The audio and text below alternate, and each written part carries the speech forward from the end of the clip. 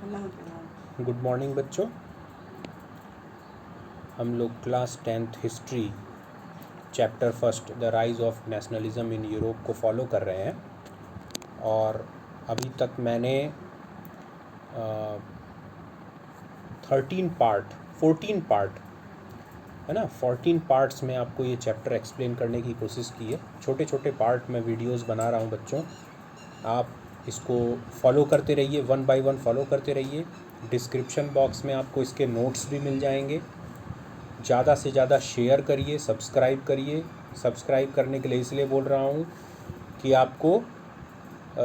आपको हमेशा पता चलता रहेगा, मेरा नया वीडियो आएगा तो आपको पता चलेगा, ठीक है। और आप जो है बेल आइकॉन ज़रूर प्रेस कर दीजिएगा ताकि आपको पता चल जाए कि मैंने कोई नया वीडियो अपलोड किया है। और आप इसको कंटिन्यू फॉलो करते रहिए, आपको बहुत आराम से ये चैप्टर समझ में आ जाएगा। उसके बाद जब मैं ये पूरा चैप्टर ख़त्म कर लूँगा बच्चों, उसके बाद मैं आपको रिवीज़न भी करवाऊँगा, रिवीज़न वाले वीडियो डालूँगा जिसमें जो इम्पॉर्टेंट क्वेश्चंस होते हैं उनको डिस्कस किया जाएगा, ठीक है। उनको मैं डिस्कस करूँगा, समझाऊँगा ताकि आप बोर्ड एग्ज़ाम के लिए प्रिपेयर कर सकें अपने आप को। ओके, हम लोग आगे बढ़ते हैं।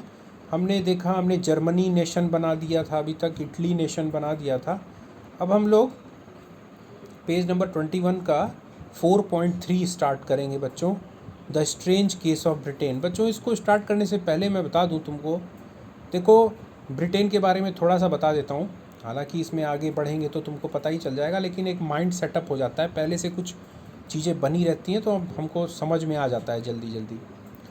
देखो बच्चों, बाकी यूरोप से ब्रिटेन का केस एकदम अलग था। जो आज की डेट में हम ग्रेट ब्रिटेन देखते हैं या उसी को हम लोग यूनाइटेड किंगडम भी बोलते हैं, ठीक है। ये वास्तव में 4 अलग अलग देश थे, जिसमें आपका इंग्लैंड अलग देश था, आयरलैंड अलग देश था, स्कॉटलैंड अलग देश था और वेल्स अलग देश था। ये चारों अलग देश थे, ठीक है। इतना ही नहीं बच्चों, न सिर्फ ये चारों अलग अलग देश थे बल्कि ये अलग अलग, हालांकि ये सब क्रिश्चियंस थे, है ना, क्रिश्चियन रिलीजन को बिलोंग करते थे। यहाँ पर मेजॉरिटी पीपल, जो मेजॉरिटी पॉपुलेशन है, अधिकतर लोग क्रिश्चियंस ही थे। मेजॉरिटी क्या, आप ऑलमोस्ट मान लो कि यहाँ पे क्रिश्चियंस ही थे, ठीक है। लेकिन जो क्रिश्चियनिटी में भी 2 स्ट्रीम होती है बच्चों। एक जो कंजर्वेटिव या ट्रेडिशनल होते हैं, पुराना परंपरावादी टाइप के जो क्रिश्चियन होते हैं, उनको हम लोग रोमन कैथोलिक बोलते हैं। और जो थोड़े से मॉडर्नाइज होते हैं, थोड़ी से जिन्होंने रिफॉर्म को अपना लिया है, बहुत सारे सुधार अपने अंदर ले आए हैं और थोड़े मॉडर्नाइज हैं, आधुनिक विचारधारा के हैं, खुले थोड़े उदारवादी टाइप के हैं, उनको प्रोटेस्टेंट बोलते हैं, प्रोटेस्टेंट क्रिश्चियंस। तो इस तरह से क्रिश्चियनिटी में भी 2 स्ट्रीम होती है, एक रोमन कैथोलिक जो थोड़े ट्रेडिशनल होते हैं और एक प्रोटेस्टेंट होते हैं जो थोड़े मॉडर्नाइज होते हैं, लिबरल होते हैं, ठीक है। तो मतलब ये पूरा जो 4 देश थे, इंग्लैंड, आयरलैंड, वेल्स और स्कॉटलैंड, ये प्रोटेस्टेंट और रोमन कैथोलिक में बटे हुए थे, जिसमें तुम्हारा आयरलैंड जो है उसमें रोमन कैथोलिक को मानने वाले ज़्यादा थे। इंग्लैंड में प्रोटेस्टेंट क्रिश्चियंस ज़्यादा थे, मेजॉरिटी में थे, सब क्रिश्चियन थे। लेकिन इन सब की, इन लोगों का कल्चर जो होता है, इनका कल्चर अलग अलग था, पहली बात। दूसरी बात, इन लोगों की लैंग्वेज भी अलग अलग थी। इंग्लिश जो आज हम पूरे वर्ल्ड में देखते हैं कि पूरे वर्ल्ड में इंग्लिश जो है फैली हुई है, इंग्लिश में हम लोग, अब मैं क्या कहूँ, इंग्लिश एक इंटरनेशनल, मेजर इंटरनेशनल लैंग्वेज बन चुकी है।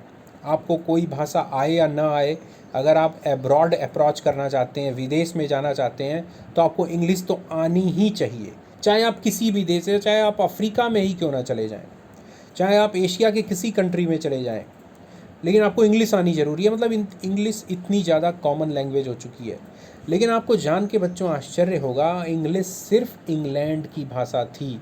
मतलब पूरे ब्रिटेन में भी इंग्लिश नहीं बोली जाती थी, ओनली इंग्लैंड। स्कॉटलैंड की अलग लैंग्वेज थी, आयरलैंड की अलग लैंग्वेज थी, वेल्स की अलग लैंग्वेज थी, जिनका इंग्लिश से कोई लेना देना नहीं था। लेकिन इंग्लिश, इंग्लैंड एक छोटे से देश इंग्लैंड की भाषा थी और आज तुम देख लो इंग्लैंड पूरे वर्ल्ड की भाषा हो गई है। बच्चों अब आते हैं मुद्दे पर कि स्ट्रेंज केस क्यों कहा गया, यानी ब्रिटेन का जो यूनिफिकेशन हुआ, ग्रेट ब्रिटेन बना, यूनाइटेड किंगडम बना, ये कैसे बना? बच्चों ये ज़बरदस्ती का बना, अनिच्छा, लोगों की इच्छा के विरुद्ध। इंग्लैंड, जो छोटा सा इंग्लैंड है, इंग्लैंड ने कूटनीति से, हथियार के बल पे, डरा करके, धमका करके, है ना, बेवकूफ़ बना करके, चाहे जैसे भी, बाकी के जो 3 देश हैं यानी स्कॉटलैंड, आयरलैंड और वेल्स, इनको अपने में मिला लिया। और न सिर्फ मिलाया बल्कि अपने कल्चर और अपने लैंग्वेज को फोर्सली इम्पोज भी कर दिया, ज़बरदस्ती अपनी संस्कृति, अपनी भाषा को इन देशों पर इम्पोज कर दिया। और जो इनका जो बेसिक, जो इनका ट्रेडिशन था, इनका जो कल्चर था, इन देशों के लोगों की जो लैंग्वेज थी, उसको ख़त्म करने का प्रयास किया, उसको समाप्त करने का, एबॉलिश करने का प्रयास किया और काफ़ी हद तक वो सफल भी हो गया। बच्चों आज भी आयरलैंड के लोग जो हैं, हालांकि वो सब पूरे इंग्लैंड बन गए हैं, लेकिन आयरलैंड के लोग अपने आप को एक अलग देश मानते हैं कि हमारा इंग्लैंड से कोई लेना देना नहीं है, यूनाइटेड किंगडम ब्रिटेन से हमारा कोई लेना देना नहीं है, आयरलैंड है, हम अलग देश हैं। लेकिन इंग्लैंड ने अपने ताकत के बल पे उसको ज़बरदस्ती मिलाया हुआ है। काफ़ी दिनों तक क्रांति हुई। आज भी बहुत सारे जो आयरिश पीपुल हैं वो बिल्कुल भी लाइक नहीं करते इंग्लैंड को, ठीक है। लेकिन वेल्स और स्कॉटलैंड तो एकदम समाप्त हो गया। वेल्स और स्कॉटलैंड की जो उनकी संस्कृति थी वो ही चेंज हो गई, उसने इंग्लिश कल्चर को इम्पोज कर दिया फोर्सली, ठीक है। अरे इंग्लैंड का तो तुम लोग जान ही रहे हो, इंग्लैंड ने भारत पे भी 200 साल से ज़्यादा राज किया और किस तरह से हमारे कल्चर को इन्फ्लुएंस किया, हमारे ट्रेडिशन को इन्फ्लुएंस किया। और तुम लोगों ने क्लास 8th में पढ़ा होगा किस तरह से उसने डिप्लोमेटिक वे में, चालाकी से, चतुराई से भारत की रियासतों पर कब्जा किया और किस तरह से भारत को एक अपनी कॉलोनी बनाई, ये तो आप जानते ही हो। तो ये इंग्लैंड ने ऐसा अपने देश में भी किया, ठीक है। उसी को हम लोग इसमें डिस्कस करेंगे। अब लाइन बाय लाइन हम लोग इसको डिस्कस करते हैं बच्चों, ठीक है। 4.3 the strange case of Britain. The model of the nation और the nation state, some scholars have argued, is Great Britain. Nation या नेशन स्टेट का जो मॉडल है उसके बारे में कुछ विद्वान जो है तर्क देते हैं कि वो ग्रेट ब्रिटेन है। वास्तव में ग्रेट ब्रिटेन एक नेशन या नेशन स्टेट का मॉडल है। कैसे? In Britain the formation of the nation state was not the result of a sudden upheaval or revolution। यानी जो ग्रेट ब्रिटेन बना वो अचानक से किसी क्रांति का परिणाम नहीं था कि अचानक से कोई विद्रोह हुआ, लोगों के बीच में कोई क्रांति हुई फ्रेंच रिवॉल्यूशन की तरह और ग्रेट ब्रिटेन नाम का एक नेशन स्टेट बन गया। नहीं, ऐसा नहीं हुआ। तो क्या हुआ? It was the result of a long drawn out process. ये एक लंबी बनाई गई प्रक्रिया का परिणाम था। यानी बहुत दिनों से, कई वर्षों से धीरे धीरे करके, है ना, इंग्लैंड ने किस तरह से अपने अड़ोसी पड़ोसियों को अपने में मिलाया, है ना, और पूरा प्री प्लान्ड वे में, योजनाबद्ध तरीके से, एकाएक अचानक नहीं, योजना बनाकर। कैसे? There was no British nation prior to the 18th century. 18वीं शताब्दी से पहले कोई ब्रिटेन नाम का नेशन नहीं एग्जिस्ट करता था, मतलब ब्रिटेन नाम का कोई राष्ट्र नहीं था। The primary identities of the people who inhabited the British isles were ethnic ones such as English, Welsh, Scot और आयरिश। और 18वीं शताब्दी से पहले जो ब्रिटिश द्वीप हैं, द्वीप समूह है, जो ब्रिटिश द्वीप समूह हैं, इसमें अलग अलग एथनिक ग्रुप्स रहते थे। अलग अलग एथनिक ग्रुप्स यानी अलग अलग संस्कृतियों को मानने वाले, जैसे इंग्लिश, वेल्स, स्कॉट और Irish. All of these ethnic groups had their own cultural and political tradition. और ये जितने भी एथनिक ग्रुप्स थे, इनका अपनी खुद की संस्कृति, अलग संस्कृति थी और इनका राजनीतिक परंपरा भी अलग थी। यानी इनके यहाँ राजनीतिक परंपरा कहने का मतलब कि इनके यहाँ राजा कौन होगा, मंत्री कौन होगा, राज व्यवस्था कैसी होगी, प्रशासन कैसा होगा, सबका अपना अलग अलग व्यवस्था थी सबकी, कोई सिमिलरिटी नहीं थी. But as the English nation steadily grew in wealth, importance and power, it was able to extend its influence over the other nation of the island. लेकिन जैसे जैसे जो इंग्लिश नेशन था यानी इंग्लैंड जो था वो धीरे धीरे उसके पास वेल्थ यानी धन, संपदा, महत्व, शक्ति ये सब आने लगी, इसने इस द्वीप समूह पर अन्य राष्ट्रों पर अपना प्रभाव जमाना शुरू कर दिया. मतलब इसके पास पैसा, ताकत सब आने लगी. इसमें इसके देश में इन्वेंशन, साइंटिफिक इन्वेंशन वगैरह होने लगे, इंडस्ट्रियलाइजेशन होने लगा, उद्योग धंधे होने लगे, व्यापार करके पैसा बनाने लगा, ताकत आने लगी, सेना थोड़ी ताकत बढ़िया कर लिया, इसने अपनी नेवी को ताकतवर कर लिया. तो फिर इसने क्या किया, अपने अगल बगल के जो अपने आइलैंड में इसके अलग अलग जो और अलग अलग राष्ट्र थे उन पर अपना प्रभाव जमाना शुरू कर दिया. द इंग्लिश पार्लियामेंट, अब देखो ये कितने चालाक थे बच्चों, ये इंग्लैंड वाले कितने चालाक थे. ये बहुत सारी चीज़ें तो ये बिना लड़ाई के ही अपना काम सिद्ध कर लेते थे, सिर्फ चालाकी से. तुम अगर पढ़ोगे बच्चों, क्लास 8 की हिस्ट्री पढ़ोगे तो तुमको इंग्लैंड के बारे में अच्छी तरह पता चल जाएगा कि इंग्लैंड वाले कितने शातिर होते थे. जैसे मैं एक एग्ज़ाम्पल दूँ, जैसे मान लो कि तुम लोग रास्ते में जा रहे हो.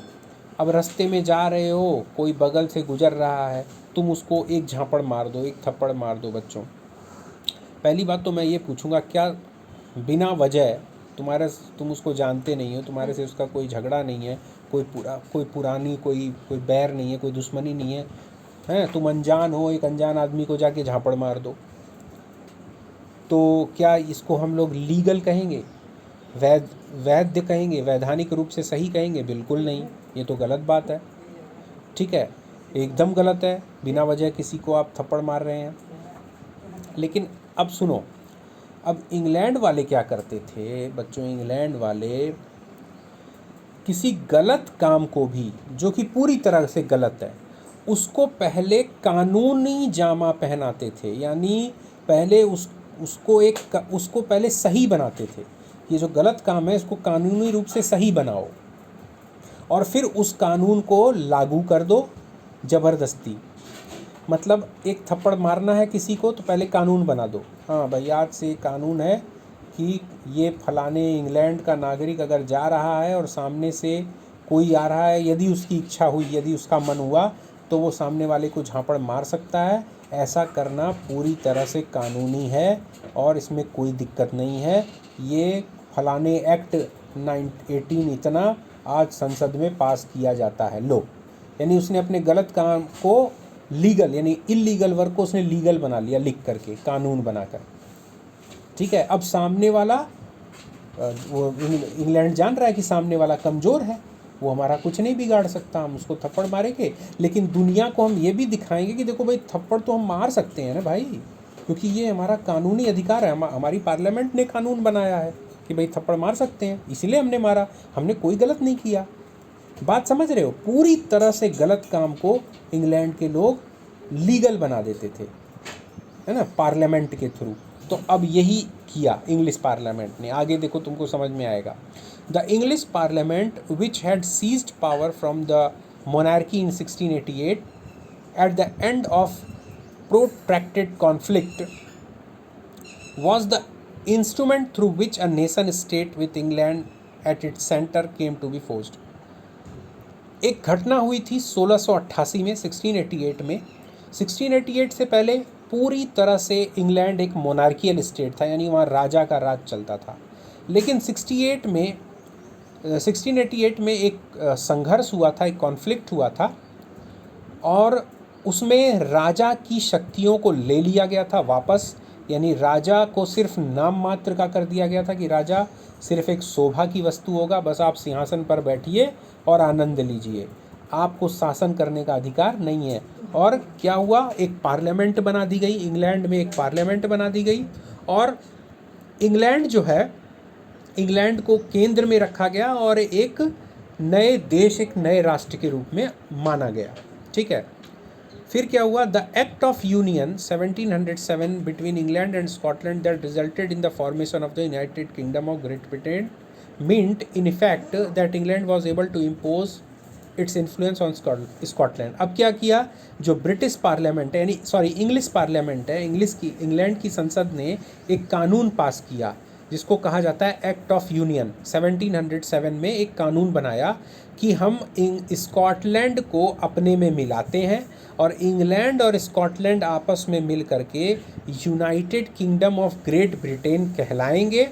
और इसका प्रभाव ये होगा कि इंग्लैंड जो है अपना पूरा प्रभाव स्कॉटलैंड पर इम्पोज कर सकता है, यानी थोप सकता है अपना पूरा प्रभाव, यानी स्कॉटलैंड की भाषा को हटा सकता है, इंग्लिश भाषा को ज़बरदस्ती इम्पोज कर सकता है, वहाँ के कल्चर को इन्फ्लुएंस कर सकता है। ठीक है, बाकायदा कानून बनाया इंग्लैंड की पार्लियामेंट ने, एक्ट ऑफ यूनियन 1707। ठीक है, इसके बाद the British parliament was henceforth dominated by its English member. अब क्या हुआ, अब इंग्लैंड और स्कॉटलैंड दोनों मिल गए थे, यानी ग्रेट ब्रिटेन बन गया था। अब वो ग्रेट ब्रिटेन की पार्लियामेंट थी, तो हिसाब से जो पार्लियामेंट है उसमें इंग्लैंड और स्कॉटलैंड दोनों के मेंबर होने चाहिए। भाई अब दोनों एक देश हो गया है तो भाई अब मामला बराबरी का है, तो जो पार्लियामेंट में जो रिप्रेजेंटेटिव्स हैं यानी मेंबर्स हैं वो तो भाई दोनों के होने चाहिए। लेकिन हुआ क्या, हुआ बच्चों ये कि जो ब्रिटिश पार्लियामेंट थी उसमें इंग्लैंड के लोगों का ज़्यादा प्रभाव था, यानी इंग्लैंड के जो रिप्रेजेंटेटिव थे वो ज़्यादा थे। ठीक है, इंग्लिश मेंबर्स ज़्यादा थे। ठीक है, the growth of the British identity meant that Scotland's distinctive culture and political institution were systematically suppressed, है ना। अब इंग्लैंड ने क्या किया, ब्रिटिश आइडेंटिटी का मतलब, ब्रिटिश पहचान का मतलब ये निकला कि स्कॉटलैंड की जो अलग एक संस्कृति है उसको समाप्त कर दो, स्कॉटलैंड में जितनी भी राजनीतिक संस्थाएं हैं उनको सिस्टमैटिकली वन बाय वन करके उसको दबा दो, समाप्त कर दो।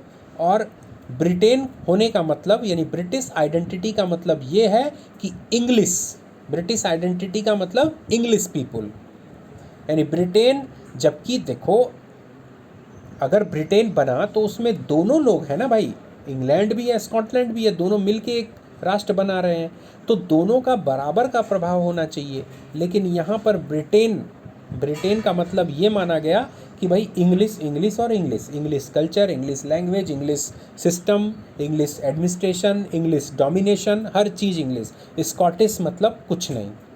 ठीक है, the Catholic clans that inhabited the Scottish Highlands suffered terrible repression whenever they attempted to assert their independence।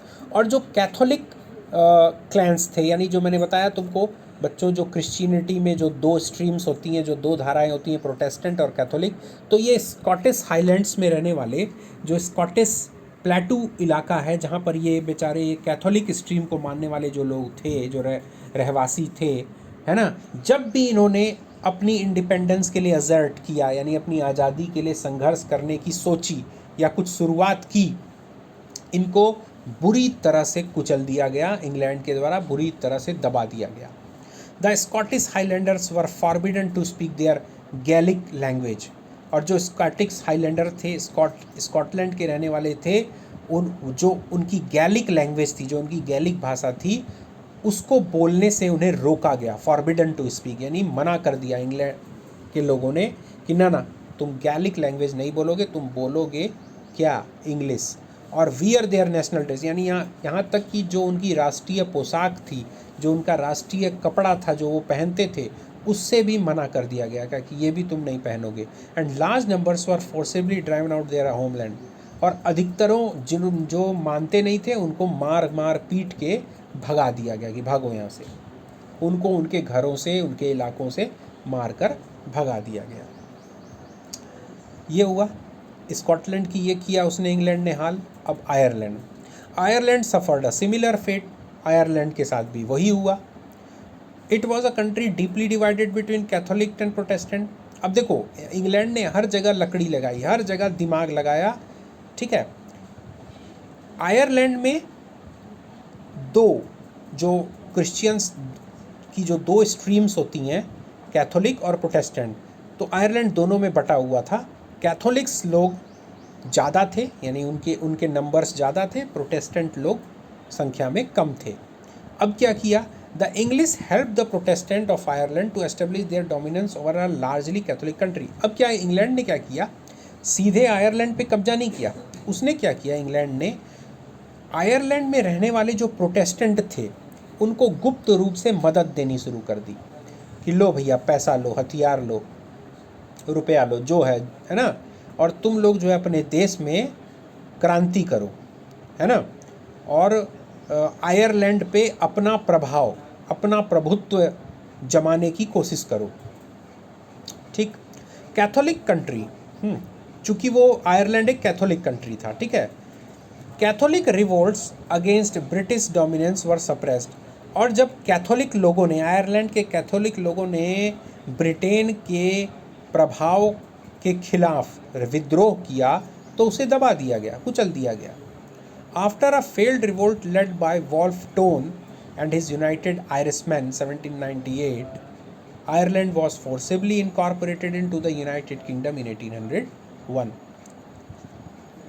Ireland का रहने वाला वॉल्फ टोन, जिसने कि एक क्रांतिकारी संगठन बनाया था जिसका नाम था यूनाइटेड आयरिशमैन 1798 में, उन लोगों ने विद्रोह किया, सशस्त्र विद्रोह किया, यानी हथियारों के साथ विद्रोह किया इंग्लैंड ब्रिटेन के खिलाफ, लेकिन वो विद्रोह दबा दिया गया, कुचल दिया गया, और आखिरकार 1801 में आयरलैंड को ज़बरदस्ती यूनाइटेड किंगडम में इनकॉर्पोरेट कर लिया गया, यानी मिला लिया गया, उसको भी ब्रिटिश किंगडम का पार्ट मान लिया गया। A new British nation was forged through the propagation of the dominant English culture. एक नए ब्रिटिश नेशन का उदय हुआ जिसमें कि इंग्लिश कल्चर को डोमिनेंट माना गया, यानी इंग्लिश संस्कृति को ही सर्वोपरि सबसे ऊपर माना गया। The symbols of new Britain, नए ब्रिटेन के जो सिम्बल्स थे, यानी जो ब्रिटिश फ्लैग जिसको कि यूनियन जैक कहते हैं, ब्रिटेन का जो झंडा जिसको यूनियन जैक कहते हैं, या नेशनल एंथम जो वहाँ का राष्ट्रीय गान जो होता है, God save our noble king, and the English language were actively promoted, इनको प्रमोट किया गया, इनको बढ़ावा दिया गया। And the older nation survive only as a subordinate partner in this, और जो पुराने जो नेशन थे, यानी स्कॉटलैंड था, वेल्स था और आयरलैंड था, उनको सिर्फ अधीनस्थ, यानी अधीन, इंग्लैंड के अधीन जो इलाके हैं वो माना गया। यानी हर चीज़, सारा चीज़, चाहे वो ब्रिटिश फ्लैग है वो भी इंग्लैंड का फ्लैग जो यूनियन जैक माना गया, जो इंग्लैंड का नेशनल एंथम था वही ब्रिटेन का नेशनल एंथम मान लिया गया, जो इंग्लैंड की लैंग्वेज थी इंग्लिश उसको ही पूरे ब्रिटेन की लैंग्वेज मान ली गई, यानी पूरा चीज़ इंग्लैंड ने अपना ज़बरदस्ती थोप दिया, और जो बाकी पार्टनर थे वो बेचारे सिर्फ अधीन यानी गुलाम की तरह बन गए। इस तरह से ग्रेट ब्रिटेन और यूनाइटेड किंगडम बना। बच्चों इस तरह से ये हो गया आपका, ठीक है। इसके बाद हम लोग पेज नंबर 23 में जाएंगे, विजुअलाइजिंग द नेशन। इसको बच्चों मैं आपके नेक्स्ट वीडियो में यानी पार्ट 16 में मैं आपको इसको एक्सप्लेन करूँगा, और आप मुझे ज़रूर कमेंट करके बताना बच्चों, कमेंट आपके ज़रूरी हैं, कमेंट से मुझे पता चलेगा कि आप इनको फॉलो करते हैं पहली बात, और आपको क्या दिक्कत आ रही है, क्या परेशानी आ रही है, दिक्कत परेशानी आप अपनी बताइए, और फिर मैं उसके अनुसार फिर आपको नेक्स्ट वीडियोस बनूंगा। डिस्क्रिप्शन बॉक्स में चले जाइएगा, आपको इस चैप्टर के नोट्स वगैरह भी मिल जाएंगे, ठीक है। उसको कॉपी में, फेयर कॉपी में उतारिए और उनको रोज़ रिवाइज़ करिए, लर्न करिए। Okay, good bye.